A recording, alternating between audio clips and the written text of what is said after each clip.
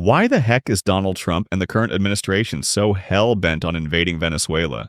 Tucker Carlson and Colonel MacGregor try to make sense of the situation. Take a listen. So if you ask someone on the street, random person, why are we against Nicolas Maduro? The answer you're going to get is, who's Nicolas Maduro?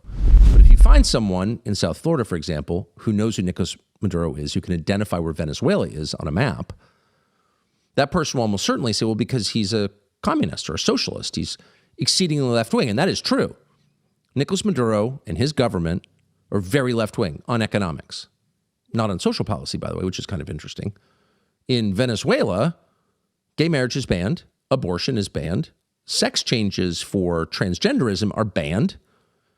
It's one of the very few countries in the entire hemisphere with those policies. It is on social policy, not defending the regime, just saying, one of the most conservative countries in North or South or Central America. And by the way, the U.S.-backed opposition leader who would take Maduro's place if he were taken out is, of course, pretty eager to get gay marriage in Venezuela.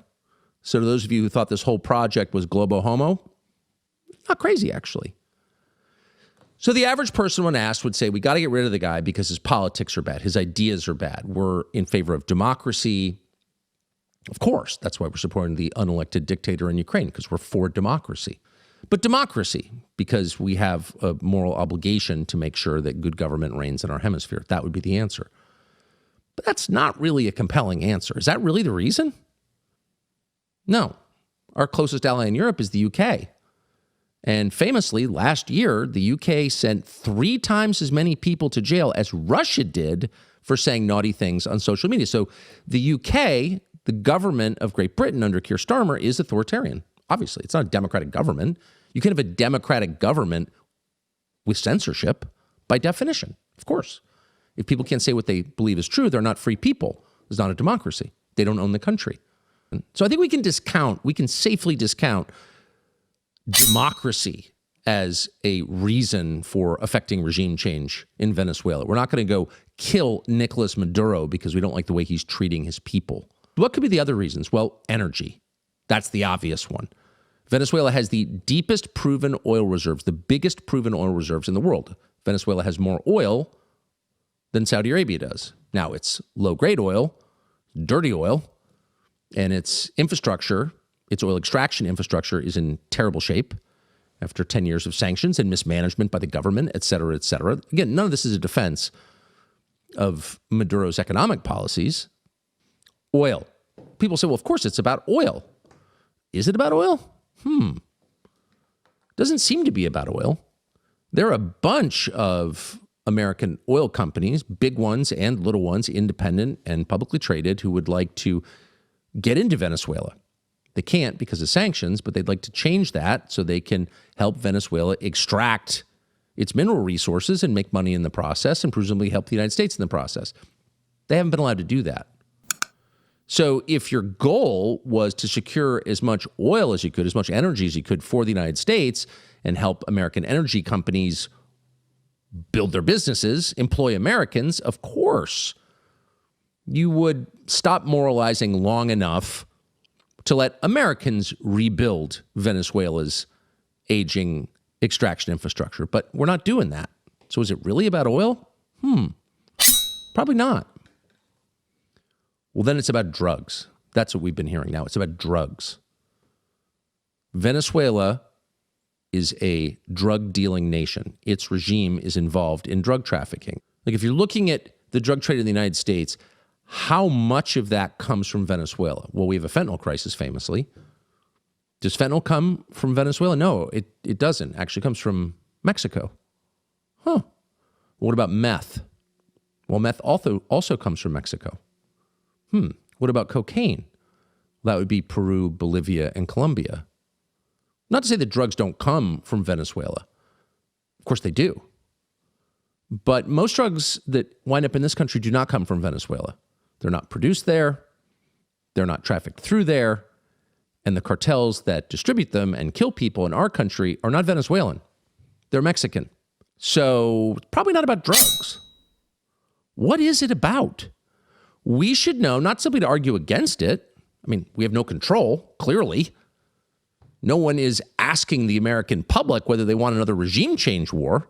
No one is asking Trump voters whether they want another regime change war. Nobody cares. Okay, then. What is the actual stated government position on the matter? You may have seen this on Sunday. This is Senator Lindsey Graham of South Carolina, redolent with glee as he describes our plans to kill Nicolas Maduro. Watch. Venezuela is now partnering with Hezbollah. Hezbollah is running out of money because Iran is weak. That's not new. Partnering with drug cartels in Venezuela. No, it should have stopped. Here's what's new. You got a commander-in-chief that's not going to put up with this crap. We're going to kill people, and we're going to kill them, as Lindsey Graham just explained, because Hezbollah in Lebanon. We're going to kill people in Venezuela because Hezbollah in Lebanon.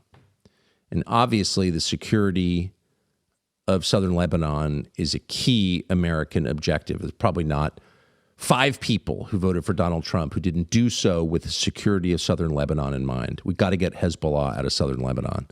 The main funder of Hezbollah is, of course, Venezuela. Just have a lot in common. Language, religion, proximity. What?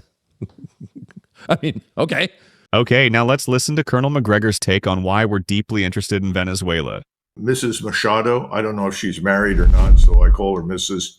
She may just be Miss Machado. She's the lady that just won the Nobel Peace Prize, and she's from Venezuela. And she said, if we're liberated by the U.S. Armed Forces and they remove Maduro, our first act will be to move the Venezuelan embassy to Jerusalem. What does that have to do with... I'm completely confused. Like, what? Well, you can't be that confused. I think she's hit on something very important. She's figured out where the power lies, and she's playing to the audience that makes the decisions. You're talking about this democracy business. We've always been a republic with limited democracy, but I think we can pretty much conclude that we're ruled now by a small group of extraordinarily wealthy people. Billionaire oligarchs. Those are the terms they use in Eastern Europe and places like Ukraine. Yeah. I think they're in charge. I think they're calling the shots. And I think there are interests in the oil resources, oil and gas primarily, although, let's face it, they've got gold mines and emerald mines as well, and other things. I'm told they have a lot of lithium. There may be a true interest in putting in a puppet government and finding a way to extract these resources, because right now, for the first time in 30 years, all the central banks beyond the borders of the United States around the world hold more gold than we do. That's a very important thing to understand. So how do you begin to reverse this process of managed decline, which is really what we've been on now for the last 25 years? Well, oil is part of it. Oil is gold. And even though the oil is exactly what you described, it's heavy oil, high sulfur content, requires a lot of refining. But still, we have the best oil engineers in the world, especially for deep drilling.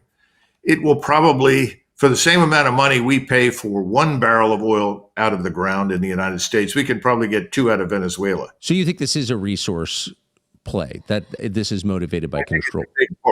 I think it's a big part. But I mean, would it actually take an invasion? I mean, Lindsey Graham was salivating at the idea of boots on the ground in Venezuela. That'll confuse the crap out of most Americans if that happens. But why not just go to Maduro? I think he offered. Well, that's what I was just going to tell you, that we didn't have to go to Mr. Maduro. He came to us. Right. And in fact, President Trump was questioned in the Oval Office last week.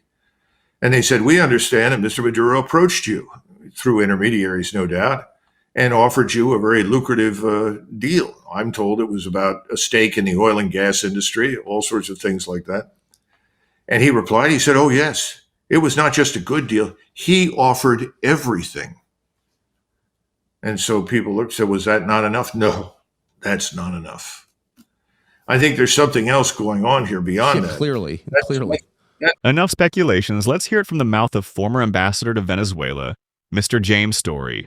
This is a very bad actor sitting on top of the world's largest known reserves of oil, plus the critical minerals that will fuel the 21st century economy, and he's in bed with our strategic competitors. Here you have it, folks. It's actually a move against China and its monopoly over strategic rare earth minerals.